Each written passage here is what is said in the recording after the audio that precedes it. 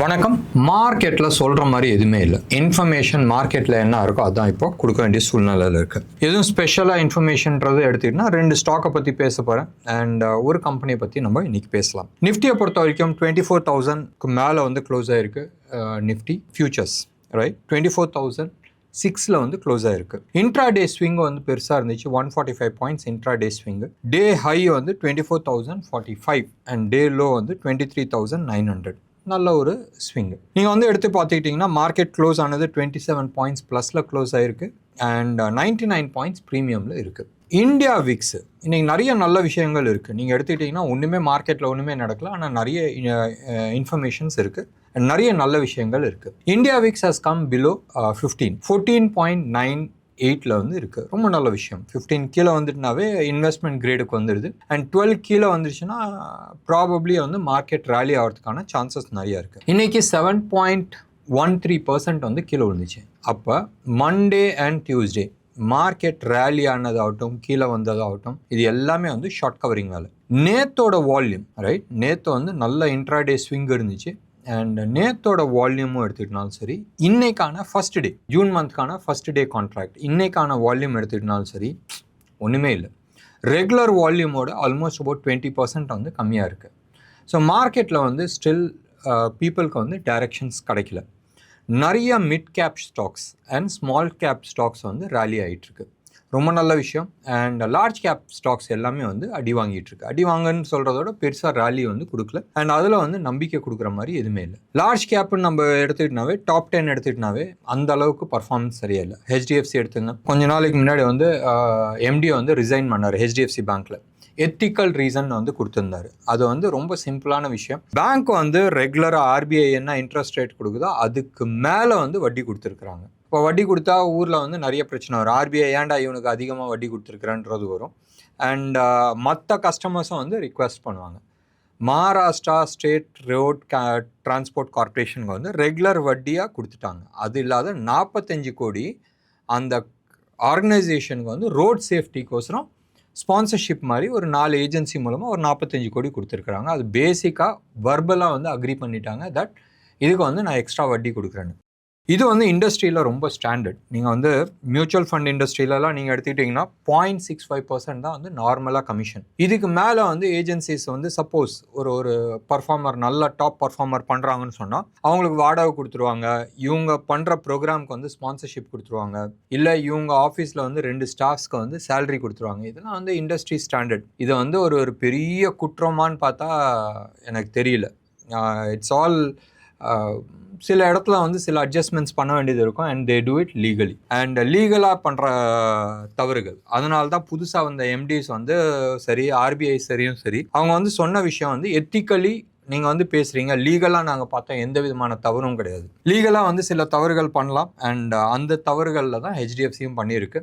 And இது வந்து ஒரு பெரிய மேட்ரான்னு கேட்டால் கஷ்டம் என்ன ஆகுதுன்னா வெறும் 45 கோடி மேட்ரு. இங்கே லாஸ் ஆனது வந்து 45,000 கோடி.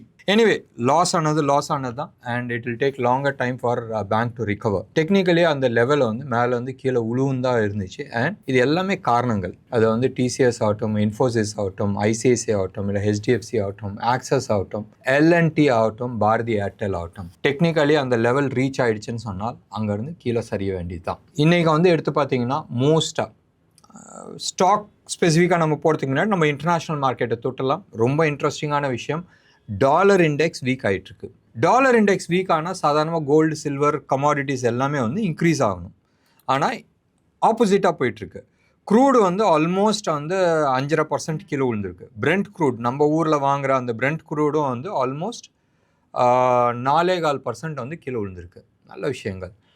டார்கெட் ரைட் ரீசெண்டாக வந்து 109, 111 கூட இன்ட்ராடேயில் போச்சு பிரெண்ட் க்ரூட். அது வந்து டெக்னிக்கலாக கீழே உடஞ்சிருக்கு. இப்போ இருக்கிறது வந்து 92.55 இருக்குது and technically it should come somewhere close to about 67 வரைக்கும் காட்டுது. ஏதோ இன்டர்நேஷ்னலி ரொம்ப நல்ல விஷயங்கள் நடக்கிறதுக்கான சான்சஸ் நிறையா இருக்குது. அதனால தான் டெக்னிக்கலி க்ரூடு வந்து $67 வந்து காட்டிகிட்டு இருக்கு. ஹிண்ட் கொடுத்துருக்குறேன், யாராச்சும் ஷார்ட் பண்ணணும்னு நினச்சா ஷார்ட் பண்ணிக்கலாம். கோல்டு அண்ட் சில்வரும் இன்றைக்கி இன்டர்நேஷ்னல் மார்க்கெட்டில் கீழே விழுந்திருக்கு. ஆல்மோஸ்ட் $59 வந்து கீழே விழுந்திருக்கு அண்ட் சில்வரை பொறுத்த வரைக்கும் 2.17% வந்து கீழே விழுந்திருக்கு. அண்ட் அதே மாதிரி யூஎஸோட 30-year பாண்ட் மார்க்கெட்டும் கீழே விழுந்திருக்கு. ஆனால் அன்ஃபார்ச்சுனேட்லி இன்னும் 5 கீழே வரல, 5.003 இருக்குது. அப்படி எட்ஜில் நின்றுட்டுருக்கு. பார்க்கலாமே அது வந்து 5 உடைக்குதான்றது இன்றைக்கி நைட் பார்த்துக்கலாம். அண்ட் கிரிப்டோ கரன்சியும் கீழே விழுந்திருக்கு. ஆல்மோஸ்ட் 1.8% வந்து கிரிப்டோ கரன்சியும் விழுந்திருக்கு. ஸோ மார்க்கெட்டில் எல்லாமே வந்து கீழே விழுந்துட்டுருக்கு. We have to wait and watch.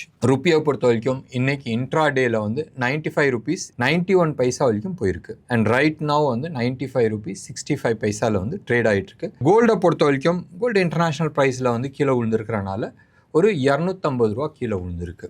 So 16,050 வந்து ட்ரேட் ஆகிட்டுருக்கு. இது 24 carat ஜிஎஸ்டியோட சென்னையில் விற்கிற ரேட்டு. சில்வரை பொறுத்த வரைக்கும் 2,70,000 கீழே இருக்குது. ஒரு 200 300 கீழே இருக்குது வித் ரெஸ்பெக்ட் டு 999 குவாலிட்டி ஜிஎஸ்டியோட சென்னையில் விற்கிற ரேட்டு. சில்வர் ரீட்டெயிலில் வந்து 290 rupees per gram விற்குது. அண்ட் கோல்டை பொறுத்த வரைக்கும் 22 carat வந்து 14,650 வந்து விற்றுட்ருக்கு. இப்போ நம்ம இந்தியன் மார்க்கெட்டுக்கு வந்துடலாம். ஸ்டாக்கை பொறுத்த வரைக்கும் குவின்ஸ் இந்தியா, ரைட், இன்றைக்கி வந்து குவின்ஸ் இந்தியா ஒரு சைடு வைங்க. அவங்க வந்து இன்ஜினில் இருக்கிறாங்க, ஆட்டோமொபைல் இன்ஜின்ஸில் இருக்கிறாங்க, இதில் அது ஜென்செட்டில் வந்து இருக்கிறாங்க. அண்ட் நிறைய இடத்துல நீங்கள் பார்க்குறீங்க பெருசாக பெத்த ஜென்ரேட்டர்ஸ் வச்சுருப்பாங்க. இன்றைக்கி அது வந்து 11.8% அப் ஆகிருக்கு, 12%ன்னு வச்சிங்களேன். பவர் செக்டார்ஸ் எல்லாமே வந்து சூப்பர் டூப்பராக போயிட்டுருக்கு. லாஸ்ட் 3 days வந்து உங்களுக்கு தெரியும் அதானி பவர் வந்து மேலே தூக்கிட்டு இருக்கு. இன்றைக்கி அதானி பவர் வந்து ஏறி இருக்கு, பட் அந்த அளவுக்கு ஏறல, வெறும் 2.2% தான் ஏறி இருக்கு. லாஸ்ட் 3 days வந்து 18% பக்கமாக ஏறிடுச்சு. அது முக்கியம் கிடையாது. சிஜி பவர் 6.6% வந்து அப்பா இருக்குது. சிஜி பவர் சம்டைம் பேக் வந்து நம்ம பைக் கொடுத்துருந்தோம். அதானி எனர்ஜி சோல் அதுவும் 6% அப்பு. சுஸ்லான் வந்து நாங்கள் பை கால் கொடுத்துருந்தோம். அண்ட் நீங்கள் வந்து போய் பார்க்கலாம் எங்களோட பழைய இதை பொறுத்த வரைக்கும். ஆல்மோஸ்ட் சுஸ்லான் வந்து 5.6% அப்பா இருந்துச்சு. NHPC அதுவும் வந்து அப்பா இருக்குது. அண்ட் ஆல்மோஸ்ட் எல்லா பவர் செக்டாருமே வந்து அப்பா இருக்குது except for Indian exchange, energy exchange, அது மட்டும்தான் வந்து மைனஸில் இருக்குது. அது 0.4% மைனஸில் இருக்குது. NTPC நான் பர்சனலாக நிறைய ஹோல்டிங்ஸ் வச்சுட்ருக்கேன். அண்ட் அதுவும் வந்து இன்றைக்கி 1.92% வந்து அப்பா இருக்குது. சூப்பர் டூப்பரான இது. இப்போ இதுக்கும் குவின்ஸ் இந்தியாவுக்கும் என்ன வித்தியாசம்னு சொன்னால், குவின்ஸ் இந்தியா பவர் ஜென்ரேட்டர்ஸில் இருக்கிறாங்க. என்னான்னு தெரியல, அது என்டையர் பவர் செக்டார்ஸ் எல்லாமே வந்து தூக்கிட்டு போயிட்டுருக்கு. பவர் செக்டார் சம்மந்தப்பட்ட எல்லா ஸ்டாக்ஸுமே வந்து தூக்கிட்டு போயிட்டுருக்கு. கேபிள்ஸும் நிறைய தூக்கிட்டு போயிட்டுருக்கு. இன்றைக்கி வந்து 2 ஸ்டாக்ஸ் பற்றி நான் வந்து பேச போகிறேன். ப்ரோக்ராம் தொடர்ந்து பாருங்கள், நல்லாயிருக்கும், இன்ட்ரெஸ்டிங்காக இருக்கும். First day of the month நிறைய வந்து புல்லிஷ் ஹெவி பையிங்ஸ் நடந்திருக்கு. ஹியூஜ் வால்யூமோடு நடந்திருக்கு. நீங்கள் வந்து அட்வான்ஸ் டிக்ளைன்ஸ்லாம் நீங்கள் வந்து எடுத்து பார்த்தீங்கன்னா கண்ணாப்னான்னு அட்வான்ஸ் டிக்ளைன்ஸ் இருக்குது. Out of 210 stocks almost 145 stocks வந்து பாசிட்டிவில் இருந்துச்சு அண்ட் 67 ஸ்டாக்ஸ் நெகட்டிவில் இருந்துச்சு. இது F&O பொறுத்த வரைக்கும். அண்ட் நேச்சுரலி உங்களுக்கு வந்து தெரியும் ஆயில் ப்ரைஸ் எல்லாமே அடி வாங்குச்சுன்னு சொன்னால் ஆயில் மார்க்கெட்டிங் கம்பெனி மேலே தூக்கும் and oil manufacturing company are producing companies அடி வாங்கும். இந்த விதத்தில் நீங்கள் எடுத்து பார்த்தீங்கன்னா BPCL, கெயில், ரிலையன்ஸு, ஹிந்துஸ்தான் பெட்ரோலியம் இது எல்லாமே வந்து பாசிட்டிவ் சைடில் இருந்துச்சு. ஆயில் இண்டியாவும் ONGCயும் நெகட்டிவில் இருந்துச்சு. Simple mathematics, right. அண்ட் இன்றைக்கி வந்து ஸ்டாக் ஸ்பெசிஃபிக்காக நம்ம பேசுகிறதுக்கு எதுவுமே இல்லை. இது எல்லாமே நம்ம பேசியாச்சு. லெட் இட் பி இண்டியாவிக்ஸ் ஆகட்டும், வொலட்டாலிட்டி கம்மியாக இருக்குது, வால்யூமே இல்லாத ட்ரேட் ஆகிருக்கு. ஸோ இந்த ஏற்றம், right, whatever it has gone up, இது எல்லாமே வந்து ஒரு மாயின்ற மாதிரி தான் காட்டிகிட்ருக்கு. முந்தா நேற்று வந்து நிஜமாகவே ஒரு பெரிய பாரோட உடச்சிட்டு போச்சு. லாஸ்ட் 2 days வந்து மந்தமாக நிற்கிது. So waiting for some cue. So இந்த கியூ வந்து 24,000க்கு மேலே சஸ்டெயின் ஆகுமா, இதுதான் வந்து கேள்வி. ஸோ ரியல் பிரேக் அவுட் எங்கே வரும், will get it in a figure side. Somewhere close to about 24,600க்கு மேலே வந்து பிரேக் அவுட் பற்றி யோசிக்கலாம். இன்றைக்கி நீங்கள் எடுத்து பார்த்தீங்கன்னா நிறைய ஸ்டாக்ஸ் வந்து பிரேக் அவுட் கொடுத்துருக்கு.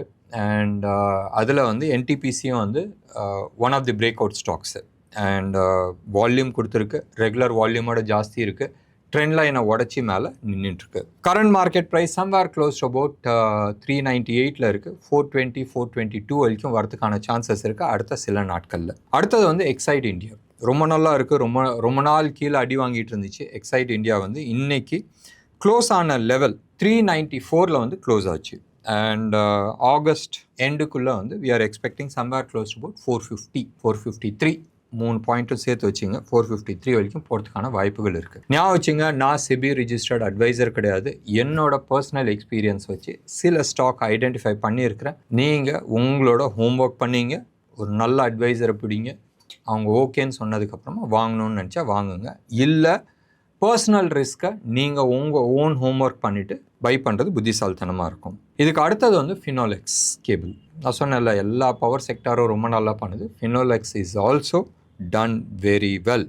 இன்னைக்கு க்ளோஸ் ஆன லெவல் 1177 1177 ரூபாயில் வந்து க்ளோஸ் ஆச்சு. ரொம்ப நல்லா இருக்குது. வால்யூம் பிரேக் அவுட் கொடுத்துருக்கு. அண்ட் டெக்னிக்கலி வந்து ஒரு டேக் ஆஃப் ஆகிருக்கு. Let it be in monthly chart. போன மாதமே டேக் ஆஃப் ஆகிடுச்சு. அண்ட் எங்கே இருக்கிறோம்? 1177 இருக்கிறோம். அதுக்கான இலக்கு வந்து சம்வேர் க்ளோஸ் டு அபவுட் 2050 2050. எவ்வளோ நாளில்? 18 மாதம், 1.5 வருஷம்னு வச்சிங்களேன். 73% அப்சைட். 18 மாதத்தில் வந்து 73% நல்ல ரிட்டர்ன் நினச்சால் இன்வெஸ்ட் பண்ணலாம். 18 மாதம் கழித்து மறுபடியும் இந்த ஸ்டாக்கை வந்து ரிவ்யூ பண்ணலாம். ஸோ நிறைய ஸ்டாக் நம்ம வந்து பிக்கப் பண்ணதில் வந்து இன்றைக்கி ஆல்மோஸ்ட் டார்கெட் அச்சீவ் ஆகிருக்கு. ஜேபி பவர் வந்து ஆல்மோஸ்ட் ஒரு 2 மந்த்ஸ்க்கு முன்னாடி கொடுத்துருந்தோம். சம்வேர் க்ளோஸ் டு அபவுட் 12-13 ருபீஸில் வந்து நம்ம பை கொடுத்துருந்தோம். இன்றைக்கி 20 ருபீஸை டச் ஆகிருக்கு. இன்ஃபேக்ட் அது கீழே நம்ம கொடுத்தோம். ஒருத்தர் 8 ருபீஸாக இன்னும் அந்த ஜோனில் கொடுத்துருந்தோம். இன்றைக்கி வந்து ஆல்மோஸ்ட் 22 வரைக்கும் வந்து டச் ஆச்சு. அண்ட் அதுக்கான இலக்கு வந்து 24 கொடுத்துருந்தோம். ஸோ ஆல்மோஸ்ட் டார்கெட் அச்சீவ் ஆகிருக்கு. இன்றைக்கி huge volume and 20% Appar circuit அடிச்சிருக்கு. ஸோ நிறைய ஸ்டாக்கு நம்ம ஐடென்டிஃபை பண்ண முடியும் டெக்னிக்கல் அனாலிசிஸ் மூலமாக அண்ட் சார்ட் பேட்டர்ன்ஸ் மூலமாக. அண்ட் நிறைய அனாலிசிஸ் மெத்தட்ஸ் இருக்குது. அந்த மெத்தட் மூலமாக will be able to confirm. என்ன நேயர்களே, இன்னைக்கு ப்ரோக்ராம் உங்களுக்கு பிடிச்சிருந்துச்சுன்னா லைக் பண்ணுங்கள், ஷேர் பண்ணுங்கள். டெஃபினட்டாக உங்களோட கமெண்ட்ஸை நான் எதிர்பார்க்குறேன். நன்றி, வணக்கம்.